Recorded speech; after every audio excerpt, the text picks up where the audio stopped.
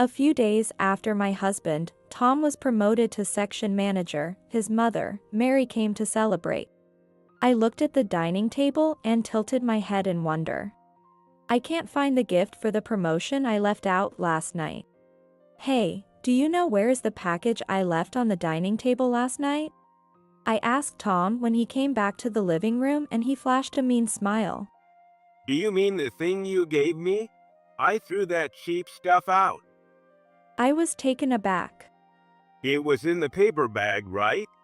The custom-made dress shirt with my name on it were too tacky to wear. I smiled thinly. I see. So this is what he always thought. For every birthday or anniversary, I went to the department store, picked out stylish socks or handkerchiefs, and gave them to him. But Tom always took them with a sense of entitlement, and never thanks me. Too bad. The gift in the paper bag was not from me. I'm actually looking forward to what kind of showdown this will turn into. It's time for him to pay up for all the times he's belittled me. I'm Laura, a 38-year-old housewife. 2 years ago, I married Tom, and since then, I've been working part-time. Tom and I met through the introduction of our respective bosses while he was working at the parent company of my workplace. As all our friends and colleagues started getting married one after the other, I was feeling quite rushed, so I was thankful to my boss for introducing me to such a wonderful person. Tom's confident and his cheerful personality drew me in, and I had no doubts that I could build a wonderful home with him, so I happily accepted his proposal a year later. Little did I know that I would regret it in less than 6 months. As soon as we got married, Tom revealed his arrogant true nature. The first sign of trouble was right when he made a grumpy remark after our honeymoon. How long are you going to keep working? What do you mean? We can live on my salary. Quit your job, will you? I was stunned. No, it's not like the times when we have to live relying only on the husband's salary. I want to have children eventually, and I want to save up while I can. Fine, I'll allow you to work, but make it part-time. What if you neglect the housework? We're both working, so it's only natural for the chores to be shared. Tom scoffed. Come on, Laura, you earn less than I do, and you're telling me what to do? That's ridiculous. My mom always kept the house spotless and dedicated herself to my dad, who has passed away. Well, that's only natural for a wife, I guess. I don't mind taking out the trash. Tom's mother, Mary, was a stay-at-home mom, and it seems his father was a dominant husband. It's troublesome to be demanded to act that way in this day and age. Arguing seemed pointless, so I just sighed and ended the conversation. First, I asked my workplace if I could switch from a full-time employee to a part-time position that finishes at 3 p.m. I thought that after several discussions, they would understand, but I was soon disheartened. Tom just wouldn't listen, and his disdainful attitude towards me only got worse. What really exasperated me was his fussiness about our daily meal menus. Despite being completely incapable of cooking, Tom was picky about what he wanted. One holiday I was bedridden with a high fever, and he came to my bedside and said, Lunch isn't ready yet? Barely awake, I opened my eyes slightly and croaked out, Sorry. I don't think I can manage to get up and cook. I am good with anything like something simple like pasta. How is pasta simple? I wanted to argue back, but I didn't have the energy and weakly replied, Just have some instant curry or noodle then. What? You can't even prepare lunch? That's a fail as a wife. Take care of yourself properly. Tom didn't show any concern for me and just ate his instant noodles with displeasure. I had no choice but to heat up some ready-made rice in the microwave for myself. A month later, he caught a cold and made a huge fuss, claiming, I caught this from Laura, and forced me to cook for him and nurse him all night. When I refused because I had work the next day, he glared at me furiously. You're so cold as a wife. Don't you care a little more about your husband? I'm going through a tough time here. Worry about me more. Moreover, Tom also had me prepare lunch boxes because buying ready-made meals from the supermarket or eating out was too expensive for him. He never thanked me for any of it, just imposed strict rules. Tom insisted that I couldn't use leftovers or frozen food for meals as everything had to be homemade. For breakfast, I was ordered to serve healthy meals, mainly consisting of bread and vegetables. The specified menu included vegetable soup, egg dishes, fruits, toasts, and coffee. I was required to change the daily meal menus every day. Gradually, even during work, I couldn't stop thinking about the contents of the lunchbox and meal menus, and my spirits sank deeper and deeper. I thought about a divorce, although we got married recently, but I felt wrong for my boss who had introduced us. My father and mother had passed away, but it was hard to complain to friends, so I stewed in my frustrations alone. Despite everything, I kept trying to get along with Tom. On our anniversary, I made his favorite dish, gratin, and waited up late for him to come home. However, an unexpected business trip kept him away until the next day. In spite of the situation, I bought him stylish t-shirts from department stores on our special occasions. When I gave them to him, he showed no reaction and never wore them. Then, one day, Tom sent me a message with a photo attached during a work break. Order this product online. You get a discount as a member, right? Sure, but are you going to use it? It's a return gift for something I got from my coworker. I need to reciprocate, right? It was a pair of wine glasses from a well-known brand. Could it be a gift for someone he's having an affair with? The question almost slipped out, but I held it back. Surely, he wouldn't be so brazen as to ask his wife to buy a gift for his mistress.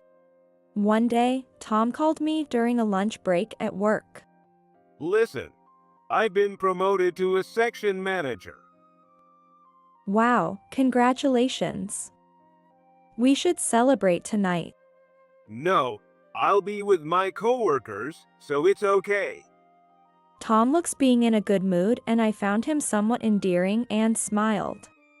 Tom is usually full of sarcasm, but I thought I should at least celebrate his promotion, so after a simple dinner while watching TV, my cell phone rang.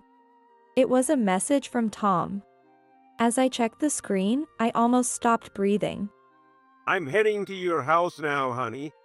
Looking forward to my celebration present. Get out those wine glasses I gave you last time. I was staring blankly at my phone screen and another message came through. I won't let you sleep tonight, honey. Oh my God, I really don't want to go back to a poor-looking Laura's house.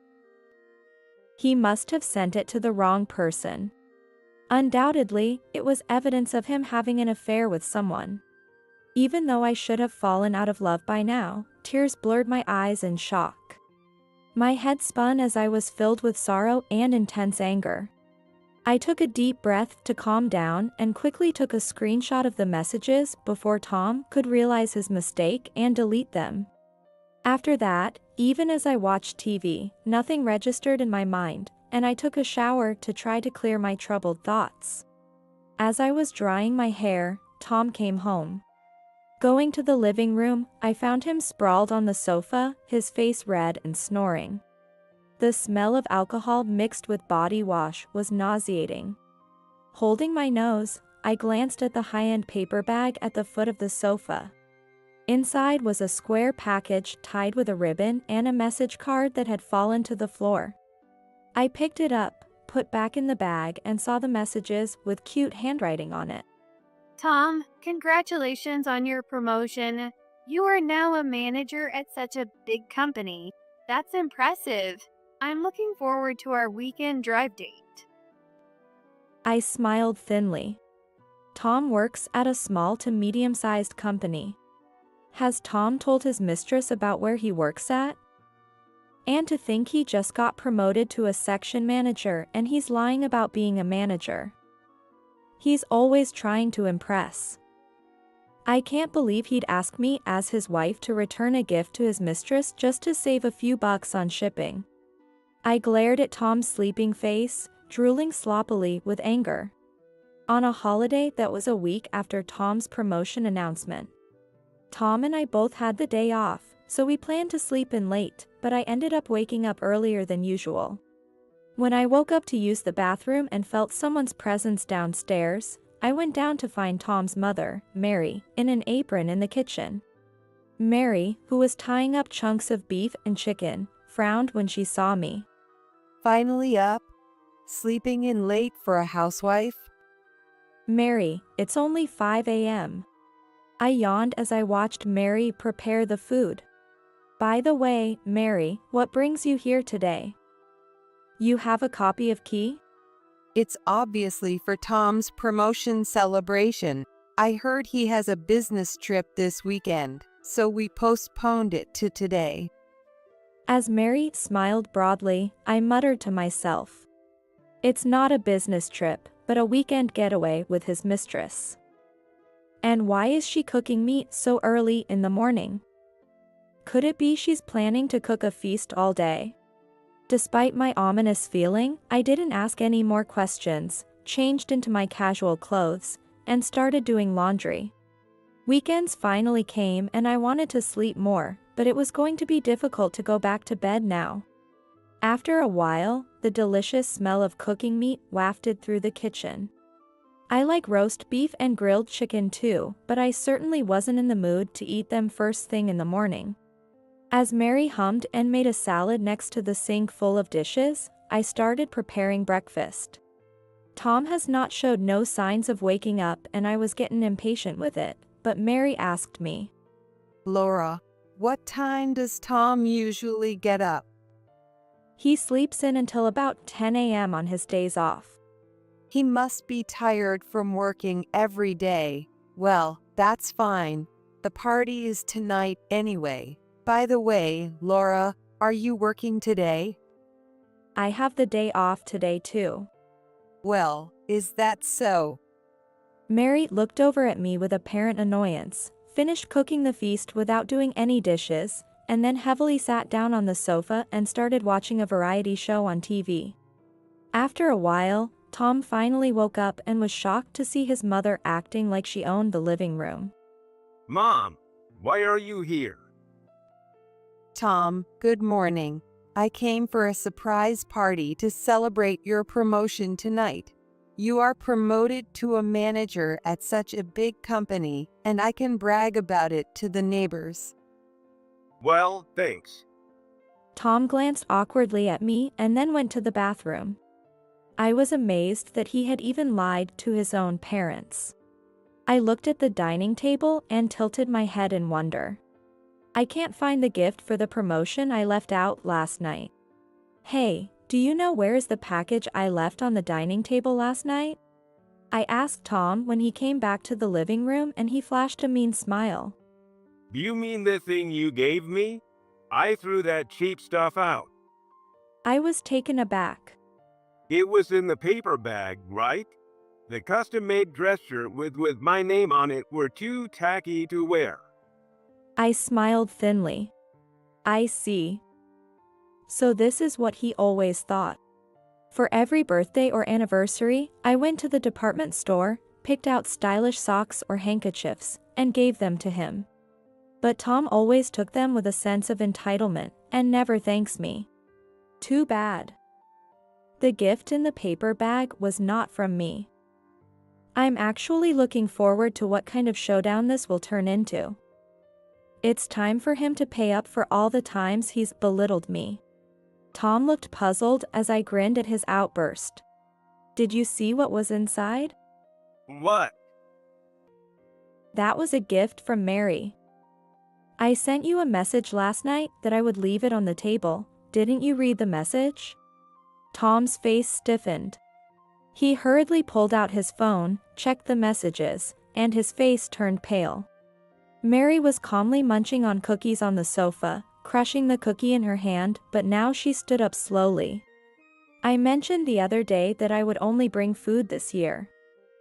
From what I saw briefly, it was a really nice shirt. Oh no. You came home drunk last night and hardly looked at it? Tom opened and closed his mouth, looking at Mary. Mary, with anger in her eyes, smiled sweetly. I even attached a handwritten card. Tom, you just throw away gifts from others without a care. I'm disappointed. Sorry, I'll pick it up right now. Wait, where is it? Tom was rummaging through the kitchen trash when Mary's sharp voice rang out. I took it to the collection point earlier. Tom checked the wall clock and looked shocked. It was more than 30 minutes past the collection time. A trash pickup would have been done long ago. Tom rushed over to Mary and apologized. I'm sorry. I wouldn't have thrown it out if I knew it was from you. Even if it was from Laura, I think it's rather questionable to throw it away without even using it once. Mary scolded Tom in an indignant tone. She's the type to keep things like wedding gifts out of a sense of frugality. She probably couldn't stand the thought of gifts being discarded without being used. Tom looked very lost as he completely upset his mother.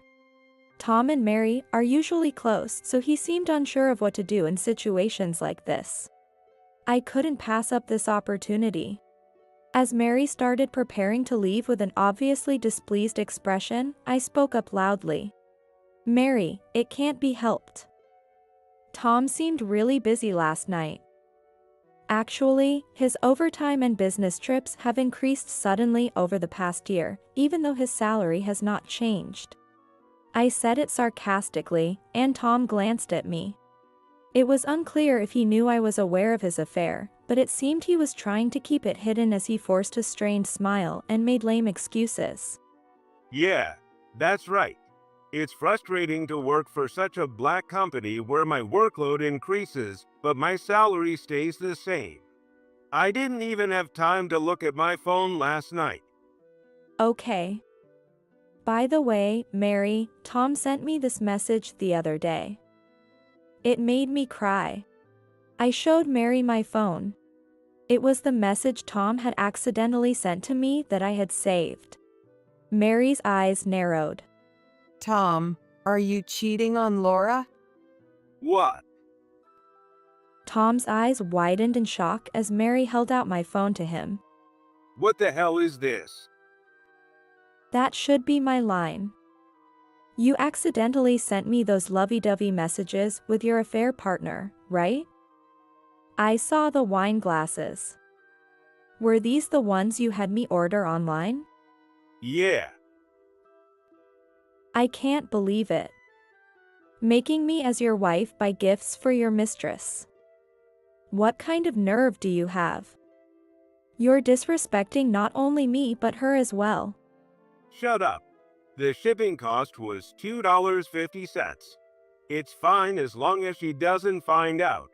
I paid you for the items. Got a problem? Tom was defiant, as if this was normal. So that was his reason. What a small-minded person. You're cheap but still want to cheat on me. Why did you marry me if you were going to cheat in the second year of our marriage? As I confronted him, Tom twisted his mouth into a smile. You seemed like you'd obediently follow me. It could have been anyone. That's awful. But after we got married, I quickly got bored with you. Just average. I want someone who is young and cute. Tom said this casually, leaving me speechless. You've been cheating for over 6 months, right? You started going to nightclubs because you were invited by your coworker. That's when all the sudden business trips, weekend work, and overtime started. I knew something was up. You're so gullible. I figured if I said that, you'd believe it. I threw away all the lunches you made on those supposed work days. It'd be rude to eat your lunch on a date with her. I was speechless. I had been getting up at 5 a.m. even on weekends to make elaborate lunches because he said me preferred homemade, and to think they were just thrown away. Looking over at Mary, she was silently frowning with her arms crossed. Feeling my blood boil, I pressed Tom even further. The business trips on the weekends were just to spend time with your mistress, right?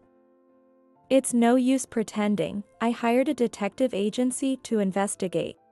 I pulled documents and photos from a large envelope and spread them across the dining table. In the photos, Tom and the mistress were linking arms and kissing at tourist spots even when they were entering a hotel. Everything was captured in the photos. Tom didn't expect to be photographed, grimaced, but he soon brazened it out. He searched his phone for a photo of the two of them together and shamelessly showed it to me and Mary. Yeah, she's a stripper who's a decade younger. Look, Mom, isn't she cute? Mary glared sharply at Tom, who was gloating.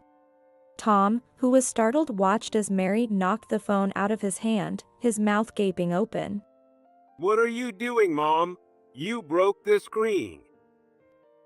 Shut up. Mary shouted at Tom with a terrifying expression, and I was astonished. It was the first time I'd ever seen Mary so angry. She looked like she might physically attack Tom at any moment.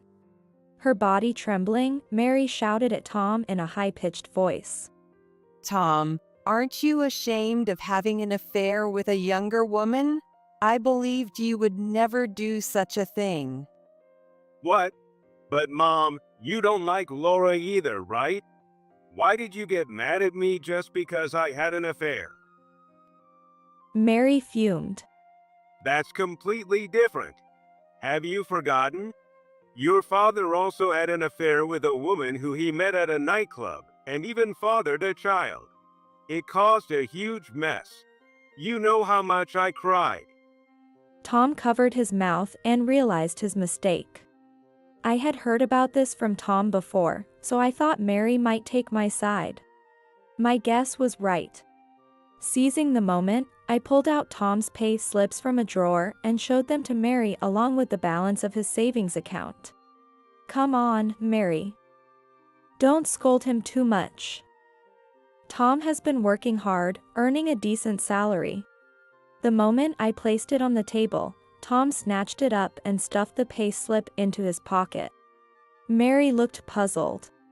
Wait, Tom, you are working at a major company, but your salary seems a bit low. What?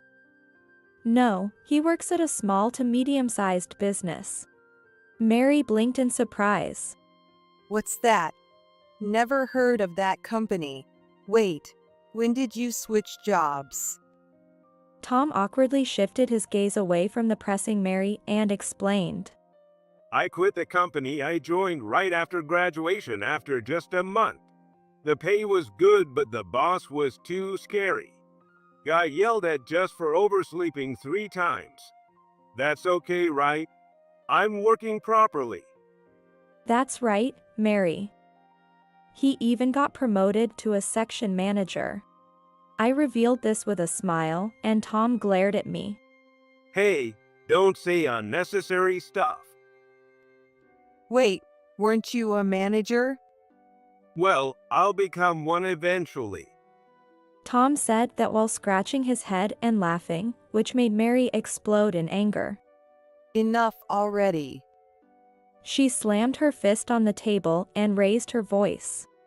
Come on, Mom. Don't be scary. No need to get mad. You cheat and lie, and you don't seem at all remorseful. What are you planning to do with your life, Tom? I'm not planning to do anything special. Tom, blinking rapidly, casually spoke to me. Laura, you're not thinking of divorcing over a little affair, right? Of course, I'll continue this relationship with her. I'll keep bringing my salary home. You couldn't live without me, right? I was beyond anger, just astounded by Tom's selfishness. Mary seemed just as speechless. If you don't want to get divorced, turn a blind eye to the affair and keep devoting yourself to me as you have been. I'm the one providing for you. Got it? As Tom crossed his arms and strutted about, I just sighed.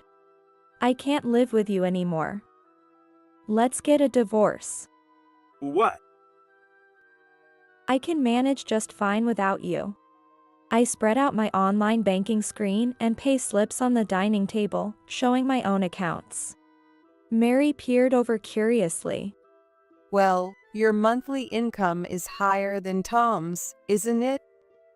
Tom turned pale. No way. That can't be right. I made sure you switched to part-time so you'd earn less than me. Tom stared intently at my account and his voice was trembling. What's this $2,000 transfer? Are you doing something shady? With my free time, I started doing computer work from home. It's finally taken off, and I'm earning well. Combined with the part-time job, I make more than your monthly income, especially since your company is performing poorly and there's no bonus. I smiled icily at stunned Tom. That doesn't mean you should spend our money on your mistress, though. Looks like you've spent about $10,000, right? Come on, that should be forgivable. Think of it as payback for all I've done for you. Tom puffed out his chest arrogantly. It's weird to fuss over a single affair and petty to complain about a little money spent. If you make more than me, you don't even need to work, right? I'll quit my job, and you can handle work and the housework. Just like Mom did for Dad. Devote yourself more to me. Tom laughed heartily, but Mary gave him an icy glare. I can't deal with this anymore, Tom. I'm cutting ties with you as a son. What? Mom, why?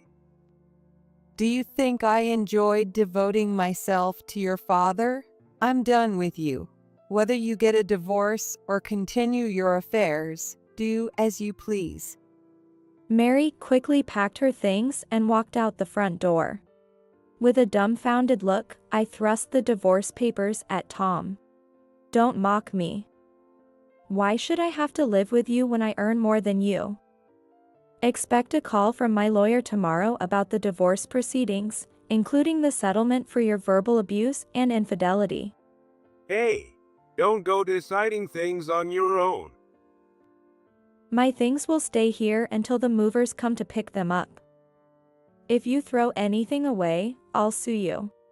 With that firm statement, I left the room. Hey, you're joking, right? Tom, with half smiled, was trying to stop me, but I silently turned my back on him and left the house. Tom was reluctant to agree to the divorce, but after being advised by his lawyer that a court case would cost him more, he reluctantly consented. Recordings of his verbal abuse on my phone served as evidence, and he was ordered to pay me compensation.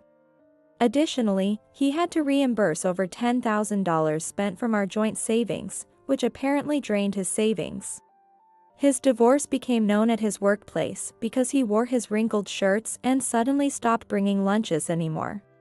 Moreover, a colleague who had gone to the nightclub with him blabbed about the divorce causes, exaggerating stories about Tom getting his mistress pregnant and being abusive to me, which spread through the office. The boss, who had even officiated our wedding, was furious at being embarrassed. For disrupting the company's morale, Tom's promotion was revoked, and he was transferred to a remote island. Tom is selling the house we lived in and will soon move to a remote area. According to the neighbors, Mary was fed up with Tom's dishonesty and truly cut ties with him. A friend who spotted Tom at the station recently was shocked by his pale, gaunt appearance. Having relied on me to do all the housework, Tom can't lean on his mother now, and I can imagine he's struggling mentally, sitting on pins and needles at work. The reasons for his transfer will probably reach his new subsidiary, and he'll likely be viewed with disdain. As for the mistress, she heard of his real workplace and job title from Tom's colleague, so she quickly dumped him. It is what goes around comes around. Now that I'm divorced and unburdened, and I've come to realize how much I've endured. Despite my efforts, I was never appreciated, always demanded to give more, treated like a servant. I used to think, it's shameful to divorce since we were introduced by my boss. It seems like I lack patience if I divorce quickly, or eventually our feelings will align. I had become accustomed to suppressing my own emotions. Returning to a single life, I'm relishing the fresh air for the first time in years. The urgency to get married, to have children, and the fear of facing old age alone have all lessened now that I've experienced a failed marriage. For now, I'm planning to steer clear of romantic relationships and enjoy my single life.